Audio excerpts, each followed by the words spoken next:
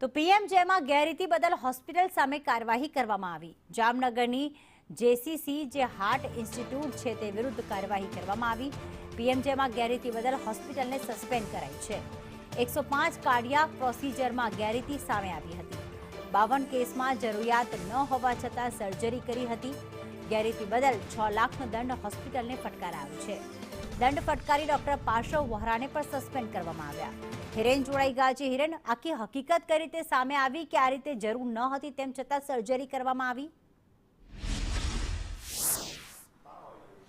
જો કેટલાક સમયથી આરોગ્ય વિભાગની ટીમ આ પીએમજેવાય યોજના અંતર્ગત જે હોસ્પિટલો કામ કરે છે એમની કામગીરી અને એમને જે રિપોર્ટ તૈયાર કર્યા હોય છે, જે ક્લેમ સબમિટ થાય છે એની ચકાસણી કરવામાં આવી રહી છે। એ ચકાસણીમાં આ પ્રકારની બેદરકારી સામે આવી છે।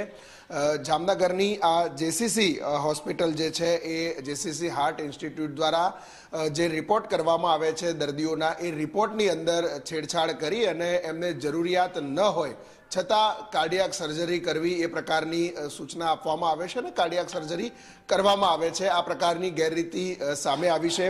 આ જેસીસી હોસ્પિટલ છે જામનગરની, એને સસ્પેન્ડ કરવામાં આવી છે। એના ડૉક્ટર જે છે વોરા, એને પણ સસ્પેન્ડ કરવામાં આવ્યા છે। જે માહિતી મળી રહી છે અંતર્ગત કુલ 105 કાર્ડિયાક સર્જરી આ પ્રકારે જરૂરિયાત ન હતી છતાં કરવામાં આવી છે।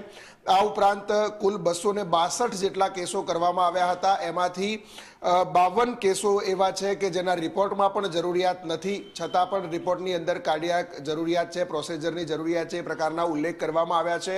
એટલે જે રિપોર્ટ જે લેબોરેટરીના રિપોર્ટ આવે છે એ રિપોર્ટ સાથે છેડછાડ કરી અને જરૂરિયાત ન હોવા છતાં આ પ્રકારે કાર્ડિયાક પ્રોસિજર આ ડૉક્ટરો દ્વારા કરાવવામાં આવતી હતી। એ કાર્યવાહી કરવામાં આવી છે। ડૉક્ટર પાર્શ્વ વોરા છે આ કામગીરી જે કરતા હતા એમને પણ સસ્પેન્ડ કરવામાં આવ્યા છે। હજુ પણ અગાઉ જે રિપોર્ટો અથવા તો જે ક્લેમ આ હોસ્પિટલ તરફથી કરવામાં આવ્યા છે, આરોગ્ય વિભાગની ટીમ અને ખાસ પીએમજેવાયની જે પેનલ છે એ તમામ જે રિપોર્ટ છે આ હોસ્પિટલના ક્લેમ કરવામાં આવેલા છે એની ચકાસણી અત્યારે કરી રહી છે। જો એમાં પણ ગેરરીતિ સામે આવશે તો વધુ કાર્યવાહી આ હોસ્પિટલ અને ડૉક્ટર સામે કરવામાં આવશે। આભાર તમામ વિગતો માટે હિરેન।